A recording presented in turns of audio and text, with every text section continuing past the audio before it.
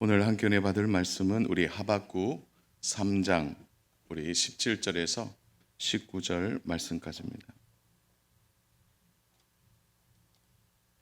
우리 하박국 우리 3장 17절부터 우리 19절 말씀까지입니다. 이 말씀이 짧기 때문에 우리 천천히 함께 말씀을 우리 합독하도록 하겠습니다. 비록 무화과 나무가 무성하지 못하며 포도나무에 열매가 없으며 감람나무에 소출이 없으며 밭에 먹을 것이 없으며 우리의 양이 없으며 외양간에 소가 없을지라도 나는 여호와로 말미암아 즐거워하며 나의 구원의 하나님으로 말미암아 기뻐하리로다. 주 여호와는 나의 힘이시라. 나의 발을 사슴과 같게 하사 나를 나의 다니게 하시리로다. 이 노래는 지휘하는 사람을 위하여 내 수금에 맞춘 것이니라. 아멘. 오늘 우리가 이제 주시는 말씀 가지고 우리 한번 제목을 한번 따라해서 볼까요? 은혜에서 능력으로, 은혜에서 능력으로, 은혜에서 능력으로. 오늘 이 말씀 가지고 함께 은혜를 나누고자 합니다. 사실 오늘 본문은 우리 눈 감고도 외울 수 있는 본문이다 이렇게 말할 수 있죠. 무화과 나무 잎이 마르고 포도 열매가 없으며 많이 불렀던 복음성가이기도 하고 또 우리가 가장 잘 아는 익숙한 본문이기도 합니다. 이 하박국의 고백은 주로 이제 감사에 대한 메시지로 우리가 많이 듣기도 하고 또 많이 보기도 했습니다. 감사에 대한 메시지는 분명히 맞아요. 그러나 동시에 이 하박국의 고백 안에는 매우 중요한 의미가 하나 담겨 있습니다. 그것은 하박국 선지자의 변화된 마음이죠. 그래서 그 변화된 마음을 이제 감사로 해석하는 또 감사로 받아들이는 부분들도 있는데 사실은 더 깊게 좀 들여다보면 하박국 선지자의 감사에 대한 메시지보다 더 깊은 의미가 이 안에 담겨 있습니다. 하박국이 처한 현실은 매우 낙담할 만했죠. 나라는 무너지고 남아 있는 것이 없고 모든 것이 빼앗겨 버린 절망적인 상황입니다. 그러한 상황 속에 하박국에 찾아온 놀라운 변화가 있었던 거죠. 우리 1장에서는 계속해서 보면 불편한 마음을 하박국이 하나님께 토로합니다. 그리고 하나님께 계속 질문하죠. 왜 우리는 이렇게 멸망해야 되느냐? 그랬던 하박국 선지자가 달라진 것입니다. 우리 한번 오늘 본문은 아닌데요. 우리 3장 3절 4절 좀 우리 같이 힘있게 좀 보면 좋겠습니다. 우리 3절 4절 같이 한번 읽어보겠습니다. 하나님이 대만에서부터 오시며 거룩한 자가 바란 산에서부터 오시는도다. 그의 영광이 하늘을 덮었고 그의 찬송이 세계에 가득하도다. 그의 광명이 햇빛 같고 광선이 그의 손에서 나오니 그의 권능이 그 속에 감추어졌도다. 아멘. 우리는 굉장히 좀 차분하게 이 본문을 지금 읽었는데요. 하박국 선지자의 입장에서는 이게 차분한 메시지가 아니죠. 하박국에게는 너무나 충격적이고 너무나 놀라운 메시지입니다. 하박국 선지자가 주체할 수 없는 감격과 감사가 터져 나오는 것이죠. 그가 현실만 보았다가 뭘 본 것입니까? 하늘의 영광을 직접 본 것입니다. 그 하나님의 영광이 빛처럼 그냥 잠깐 이렇게 보이는 게 아니라 그 하나님의 영광이 하늘을 덮는 것을 본 것이죠. 그리고 하나님의 권능이 온 세계 가운데 임하는 것을 직접 본 것입니다. 같은 하늘이고 같은 상황인데 하박국 선지자의 눈이 열린 것입니다. 하박국의 몸과 영혼을 감싸는 하나님의 그 영광, 그 하나님의 권능, 그저 뭐 이렇게 우와 대단하다 이 정도가 아니라 그냥 압도하는 영광, 그것을 하박국이 본 것입니다. 그저 그냥 종교적 황홀경이 아니에요. 잠깐 뭐 착각할 정도의 그것이 아니라 만지고 보고 느끼고 경험하고 그 이상을 뛰어넘는 선명한 주의 영광을 본 것입니다.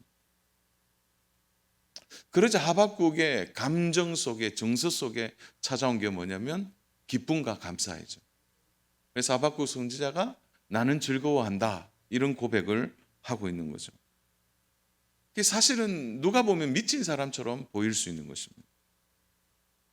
그래서 이것을 우리는 초월적 태도라고 말하는데, 사실은 이 초월적 태도라는 말보다는 더 정확한 것은 하나님의 영광을 본 하박국의 변화이죠. 놀라운 영광을 본 것입니다. 전과 후가 전혀 다른 사람이 된 것입니다. 그래서 그가 어떻게 고백합니까? 오늘 본문 18절을 보세요. 나는 여호와로 말미암아 즐거워하며 나의 구원의 하나님으로 말미암아 기뻐하리로다. 17절에는 없는 것 투성이인 얘기만 하다가 18절에는 그가 하나님 때문에, 하나님으로 말미암아 즐겁고 기쁘다고 말하고 있는 거죠. 달라진 이유가 하나예요. 여호와로 말미암는 것이. 이 말은 이전에 그가 하나님을 몰랐다는 얘기가 아닙니다. 하박국 선지자는 하나님을 알았어요. 알았지만 하나님이 누구신가에 대한, 그리고 하나님의 그 영광, 온 세계를 통치하고 압도하는 그 하나님의 영광을 하박국이 본 것입니다. 그러자 그가 하나님이 누구신지를 다시 확신하게 된 것이죠. 사랑하는 여러분, 아는 것과 믿는 것은 다른 겁니다. 들은 것과 본 것은 다른 거예요. 캐나다와 미국에서 그 원주민을 대상으로 사역하는 제 친구 선교사가 있습니다. 오랫동안 미국 교회, 캐나다 교회를 잘 봤죠. 미국 교회가 넘어지고 침체되는 이유를 그 친구는 이렇게 말했습니다. 교회에 갔더니 하나님이 없더라. 그런데 그 이전에 알아야 될 것이, 미국 사람들은 하나님을 아는 것처럼 얘기해요. 그러나 하나님을 믿지 않는 것입니다. 교회에 하나님이 없더라는 것이 교회 책임입니까? 아니에요. 자신의 믿음이 없는 것입니다. 사랑하는 여러분, 하나님은 어디에나 계십니다. 아멘입니까? 하나님의 영광은 온 세계 가운데 충만하세요. 그것을 믿지 않는 것이.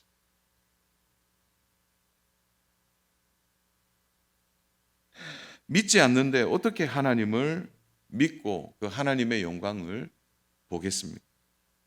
하박국 선지자가 달라진 이유는 분명합니다. 그가 하나님의 영광과 능력을 보았기 때문입니다. 오늘 우리가 하나님의 영광과 능력을 보고 경험하며 살아가야 될 이유가 무엇입니까? 그것은 내 힘과 내 실력으로는 분명한 한계를 경험하는 이 세상이기 때문이에요.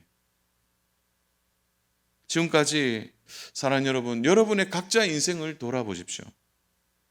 우리가 공통적으로 느끼는 것이 있지 않습니까?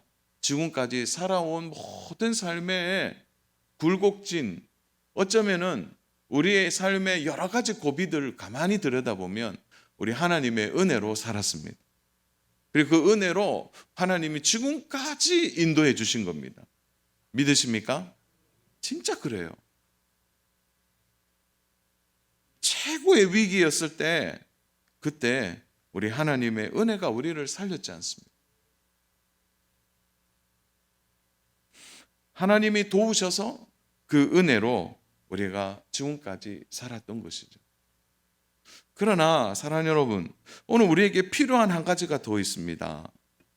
아브라함도, 이삭도, 야곱도, 요셉도, 모세도, 다윗도, 엘리야도, 베드로도, 바울도 모두가 우리처럼 하나님의 은혜로 부르심을 받고 하나님의 은혜로 삶을 살았어요. 그러나 더 중요한 한 가지는 바로 하나님의 은혜에서 하나님이 주시는 능력으로 우리의 신앙이 넘어가야 된다는 거예요. 그저 은혜에 갇혀서 그 은혜에 만족하고 살아가서는 안 된다는 거죠. 하나님이 주시는 능력을 경험해야 됩니다. 오늘 하박국이 자신의 인생에 있어서 새로운 가장 중요한 경험이 뭡니까? 그는 하나님의 영광을 직접 보면서 하나님의 통치와 하나님의 다스리심과 하나님의 인도하심을 그가 눈으로 보고 느끼고 경험하면서 그에게 새로운 하나님의 능력을 그가 체험하게 되면서 그도 바로 은혜가 아니라 하나님의 능력을 그가 가지게 되었다는 것입니다. 이스라엘 백성들에게 광야 40년은 평생 잊지 못할 하나님의 은혜가 가장 넘치고 풍성한 시절이었습니다. 광야이기 때문에 사실은 생존에 어려움이 있는 곳이죠. 그 힘든 곳입니다. 그러나 그곳에서 하나님의 은혜가 넘친 것입니다. 아침마다 신선한 만나가 내리고요. 고기를 먹고 싶을 때마다 메추라기가 천막 안에 들어옵니다. 그리고 시원한 생수를 그들이 마시고요. 냉난방 시스템이 아침부터 저녁까지 구름과 불기둥으로 함께 해 주셨습니다. 하나님이 가야 할 곳을 정확하게 가이드해 주시고 인도해 주신 거죠. 그러니까 비록 광야이지만 하나님의 은혜가 넘치는 거죠. 우리 인생을 광야라고 표현한다면 이 광야 같은 인생에 하나님의 은혜가 얼마나 넘쳤습니까? 그 은혜로 살아가는 것이죠. 그러나 그들이 또 하나 넘어야 될 중요한 일이 있었어요. 그것은 그들이 가나안 땅으로 들어가는 겁니다. 그러나 가나안 땅은요, 이스라엘 백성들이 요구하고 있는 은혜로 들어가는 땅이 아니에요. 가나안 땅은 싸워야 되는 땅이에요. 믿음으로 요단강을 밟아야 되고 믿음으로 여리고성을 넘어가야 되는 거예요. 그리고 곳곳에 도사리고 있는 이방인들과 치열한 싸움을 통해 취해야 할 땅이라는 거죠. 적과 꿀이 흐르는 그야말로 옥토와도 같지만 그것은 은혜가 아니라 은혜를 넘어선 능력을 가져야 취할 수 있는 땅이라는 거죠. 그래서 하나님이 요구하신 거예요. 능력 있는 믿음을 요구하시는 거예요. 우리가 생각할 때 우리 인생도 뭐 하나님 은혜로 덮여서 살면 안 되겠습니까? 그런 생각 많이 해요. 근데 그건 너무 좋은 생각이에요. 은혜가 필요하죠. 내 힘으로 살 수 없어요. 하나님의 은혜가 부어져야 합니다. 그러나 그 은혜가 우리의 삶에 부어지지만 또 다른 하나님이 주시는 약속의 땅은 능력이 없으면 들어갈 수 없는 거예요. 하나님이 능력을 주셔야 되는 거예요. 하나님이 그 능력을 가지고 취할 수 있도록 우리의 걸음을 옮겨야 되는 것입니다. 그래서 우리의 신앙의 이 삶은 딱 두 가지인 것 같아요.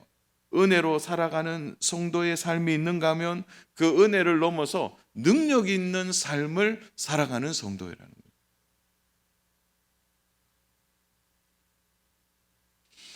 하나님은 가나안 땅에 아낙 자손을 두셨습니다. 그 아낙 자손 네피림의 후손들 아닙니까? 기본적인 키가 장대한 자들이죠. 그곳에 두신 이유는 뭡니까? 하나님의 능력이 아니고서는 그들을 밟고 넘어갈 수 없기 때문입니다. 아낙 자손들을 물리치면서 초롱성 같은 성을 넘어가면서 이 가나안 땅은 하나님의 능력이 필요한 땅이고 하나님의 능력으로 살아가야 할 땅이라는 것을 하나님이 체험케 해주시는 것입니다. 사랑하는 여러분, 오늘 우리의 기도 제목에 하나가 달라져야 합니다. 그것은 하나님 나에게 은혜를 주세요. 그 귀해요. 그러나 하나님 은혜를 넘어 나에게 능력을 주십시오. 능력 있는 삶을 살게 해주십시오. 세상 사람들도요, 능력을 사모합니다. 능력을 사모해요. 그래서 어떻게 하면 저 사람보다 내가 더 능력을 가질까? 그래서 대부분 사람들이 관심 가지고 집중하는 게 뭐예요? 세상에서의 모든 능력의 공통점은 바로 돈 아닙니까? 돈을 좋아하고 돈을 모으려고 하는 이유가 뭡니까? 곧 자신의 능력이 되기 때문입니다. 자신을 위기의 순간에 지켜줄 만한 것을 찾는다면 그게 돈 아닙니까? 그런데 우리는 질문해 봐야 돼요. 진짜 돈이 나의 건강을 지켜주는지, 나의 인생을 지켜주는지를 물어봐야 돼요. 오히려 우리는 돈이 내 인생의 올무가 되는 여러 가지의 경험들을 해보기도 해요. 그래서 그러한 돈을 의지하다 보면 딱 두 가지인 것 같아요. 교만해서 실패하거나 아니면 더 큰 힘을 가진 사람에게 무너지거나. 그것이 이 세상에 살아가는 방식인 것 같아요. 하박국이 말하는 능력과 힘은 세상이 말하는 능력과 힘과 전혀 다른 것입니다. 하박국은 정말 믿은 거예요. 하나님의 능력을 믿은 것입니다. 이 모든 상황을 반전할 만한 것은 사람이 아니라는 거예요. 하나님의 능력이 이 땅에 임해야 된다는 거예요. 하나님의 영광이 이 땅을 압도할 때 그는 이 모든 것에 해결이 이루어진다고 믿은 것입니다. 처음에는요, 하박국이 질문만 했어요, 하나님께. 하나님, 능력이 없습니까? 왜 그렇게 가만히 계세요? 하나님, 정말 구원이 어디에 있습니까? 그렇게 불만스럽게 말하던 그가요, 하나님의 영광을 보니까 흉내낼 수 없는 하나님의 권능에 압도당하게 되고 동시에 그는 확신하게 된 것입니다. 아, 하나님의 능력을 받지 못했던 우리 민족이 문제라는 거예요. 하나님의 능력을 믿지 않는 자신이 문제라는 것을 알게 된 것입니다. 그렇게 되니까 없는 게 별로 자기에게 크게 안 다가오는 거예요. 뭐도 없고 그냥 없을 수 있다는 거예요. 진짜 애통하는 것은, 진짜 가슴을 치는 것은 하박국 자신이 하나님의 능력이 없다는 것이고 이스라엘 백성이 하나님의 능력을 믿지 않는다는 거예요. 그게 가슴 치는 일이라는 거예요. 이스라엘 안에 온통 없는 것 투성 아닙니까? 무화과, 포도, 올리브 밭에 소출이 없고 양도 없고 소도 없잖아요. 그런데 얘기하는 거예요. 하나만 있으면 된다는 거예요. 그것이 바로 하나님의 능력입니다. 능력이 있으면 된다. 오늘 우리의 신앙생활에 혹시 무기력하고 답답하신 분이 계십니까? 아유, 이제 그만할까? 아유, 신앙생활 힘들다. 그런 마음이 있으면 오늘 정말 잘 오신 것입니다. 사랑 여러분, 내 힘으로 살려고 하면 안 됩니다. 지금까지는 은혜로 살았는지 모르겠어요. 그러나 무기력하시다면, 지금 답답하시다면, 그만둘까 이런 생각이 있다면 하나님의 능력을 받으셔야 돼요. 하나님의 영광을 받아야 된단 말이에요.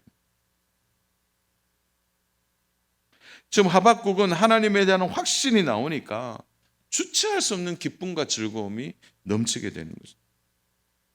사랑 여러분, 하나님의 능력은요, 한 번도 메마른 적이 없습니다. 하나님은 지혜와 능력의 원천이십니다. 하나님의 그 영적인 풍요는 끝이 없는 것이죠. 오늘 끊임없이 공급되는 이 하나님의 능력을 문제는 우리가 사모하지 않았다는 거죠. 오늘 이 귀한 시간에 사랑 여러분, 저도 그렇고 우리 성도님들도 그렇고 9월 첫째 주부터 이제 하반기가 시작되잖아요. 이제 학생들은 신학기가 되고 이제 모든 것이 시작한 오늘 이 시점에서 오늘 우리의 기도가 달라져야 합니다. 많은 분들이 기도하는 이유를 응답받기 위해서 기도하는 것은 어쩌면은 은혜의 범주 안에 들어가는 거예요. 아, 기도하면 하나님 응답 주신다. 그건 은혜의 범죄예요. 그러나 우리가 기도하는 이유가 좀 더 달라져야 돼요. 그것은 능력받기 위함이에요. 우리가 오늘 말씀을 읽는 이유는 은혜 받기 위해서예요. 그 은혜 속에 거하기 위해서입니다. 그러나 우리가 받는 것 좋아요. 은혜 받는 것 좋아요. 그러나 우리가 더 중요하게 생각해야 할 것은 은혜를 넘어서 하나님의 말씀의 능력을 경험해야 되는 거예요. 그 말씀 속에 하나님의 능력을 경험하는 거예요.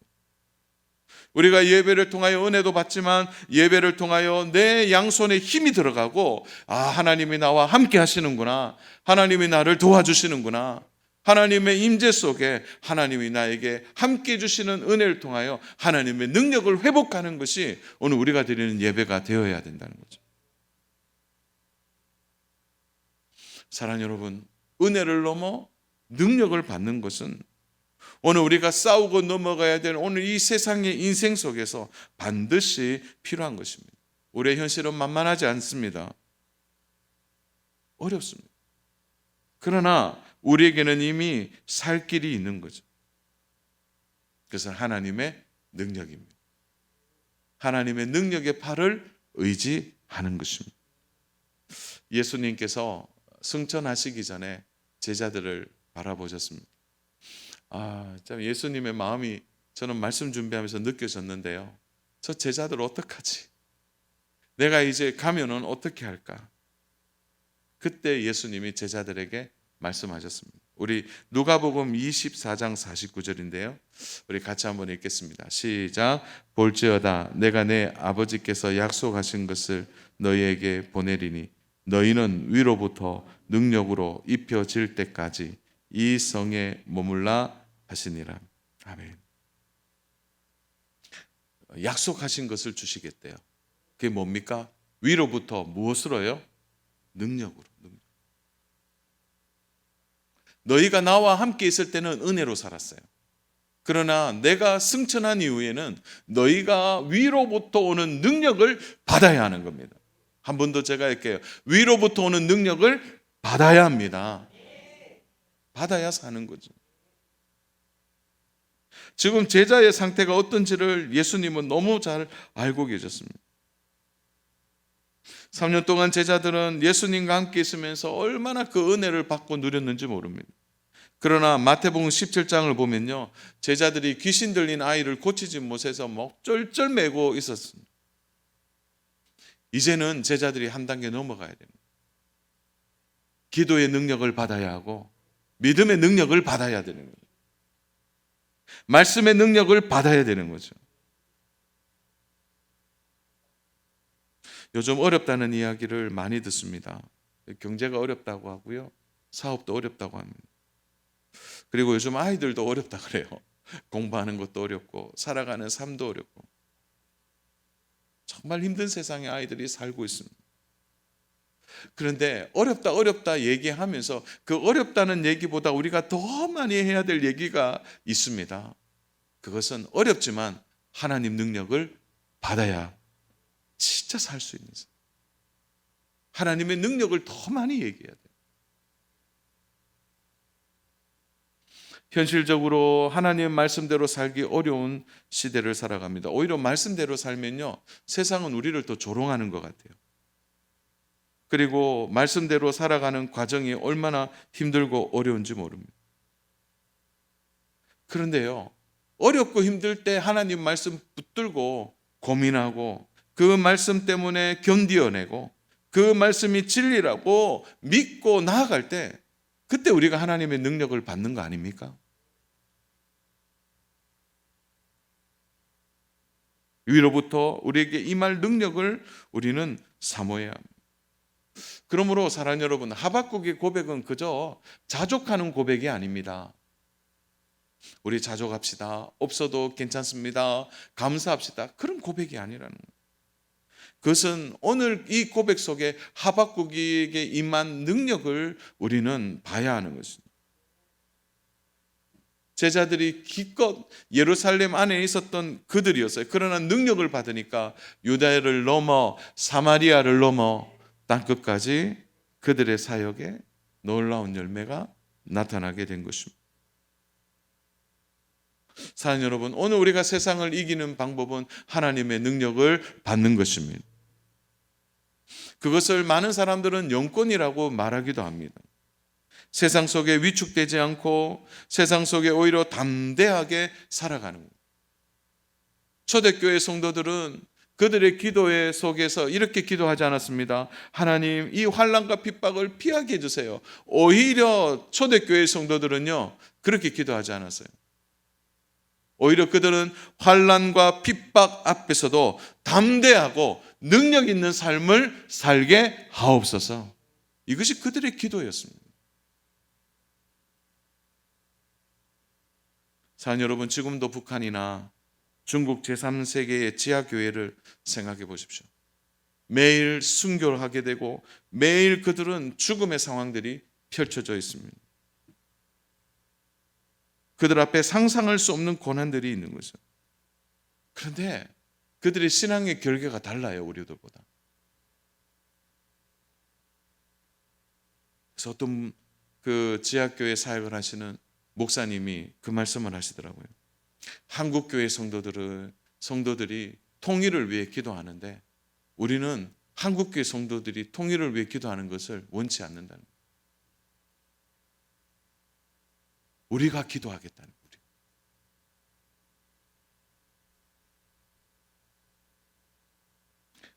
아무리 고통스럽고 치열해도요, 그들은 이미 영적 능력을 갖고 있습니다. 오늘 우리는 은혜에 머물러 있을 수 없습니다. 사랑하는 여러분, 항구에요, 배가 정박하면 가장 안전합니다. 그러나 풍랑은 노련한 선원을 만들어내는 거죠. 배의 목적은 항해입니다. 저는 오늘 우리 교회를 돌아볼 때 참 지금까지 우리 교회가 은혜로 살았다. 1948년 8월 16일 교회가 설립되고 지금까지 쭉 지나온 인생을 지나온 교회 역사를 보면 참 은혜가 많았습니다. 그리고 교회가 4번째 건축을 시작할 때를 보십시오. 그것도 기가 막히게 정말 하나님께서 가장 좋은 때에 교회를 건축하게 하셨습니다. 그것도 예전 건물에서 예배드리고 또 신건물로 옮길 때 너무나 자연스럽게 모든 타이밍들이 가장 올바르게 또 하나님이 은혜를 주셨어요. 그 사이에 좋은 성도님들을 얼마나 많이 보내주셨는지 모릅니다. 그래서 우리는 건축하는 과정 속에서 잡음 없이 진짜 은혜로웠고요. 또 이렇게 좋은 성도님들이 많이 오셔서 이제 교회가 또 견실하게 되었습니다. 그러나 사랑하는 여러분, 우리 교회를 생각해 본다면 은혜로운 교회로서만 머물러서는 안 돼요. 은혜로운 교회에서 능력 있는 교회가 되어야 돼요. 이제는 은혜로운 농공교회에서 능력 있는 농공교회가 되어야 된다. 건축할 때 주신 은혜를 지금도 기대한다면, 저는 그 은혜를 지금도 기억한다면, 거기에 머물러 있다면 교회가 하나님이 우리에게 건축하여 주시는 사명을 잘 감당할 수 없다고 봅니다. 하나님의 능력이 덮여진 은혜로 교회가 다른 수준의 교회가 되어야 하는 거죠. 세상을 이기고도 남는 교회, 마귀를 쫓아내고 능력을 회복하는 교회가 되어야 하는 거죠. 할 일이 많이 있습니다. 믿음이 자라야 하고 능력 있는 삶을 갈망해야 하는 것입니다. 말씀을 정리합니다. 주 안에 사랑하는 여러분, 우리가 능력을 받으면 더 귀하고 복된 일을 할 수 있습니다. 은혜의 삶도 귀해요. 평안이 있어요. 감사가 있어요. 그러나 우리는 그것을 뛰어넘어야 되는 거예요. 이전에 할 수 없었던 일을 감당하게 될 것입니다. 그러므로 사랑하는 여러분, 하나님이 오히려 우리에게 능력 주시기를 원하십니다. 그러므로 우리는 우리의 연약함을 인정하고 지금까지의 은혜로 살았다면 하나님, 이 시간 나에게 은혜를 뛰어넘는 능력을 부어 주시옵소서. 그래서 기도도요, 은혜를 넘어서 기도의 능력을 받아야 하고, 말씀을 읽을 때도 말씀을 통하여 믿음의 능력을 받아야 하는 것입니다. 예배를 드릴 때마다 그저 오늘 예배 잘 드렸다 이게 아니라 예배 속에 하나님을 만나야 되는 거예요. 찬송 속에 거룩한 영적 힘을 회복해야 되는 거예요. 초대교회의 시작은 오순절 성령 강림 사건으로 시작합니다. 120명이 소수입니다. 그야말로 지나가는 인원이에요. 그러나 그들이 성령의 능력을 받자 예루살렘을 뒤집는 거예요. 이들은 성령 받기 전에, 능력 받기 전에 그들은 연약한 제자들이었습니다. 두려움에 떨고 그들은 집에 숨어 있었던 자들입니다. 그러나 그들이 하나님의 능력을 받자 완전히 변화된 사람입니다. 하나님은 우리의 머리털 하나라도 다 세시는 분이십니다. 그것은 바로 우리 하나님이 능력의 하나님이시라는 거죠. 신앙생활의 질은 결국 믿음의 수준에 의해 결정됩니다. 그러나 신앙의 능력과 역사는 은혜를 넘어선 하나님의 능력을 가진 성도에게 주어지는 것입니다. 연단과 환난과 고난을 사랑하는 여러분 너무 부담 가지지 마십시오. 결국 우리가 능력이 있으면 이 모든 것을 뛰어넘게 될 것입니다. 주 안에 사랑하는 여러분, 그러므로 하나님의 은혜를 사모하십시오.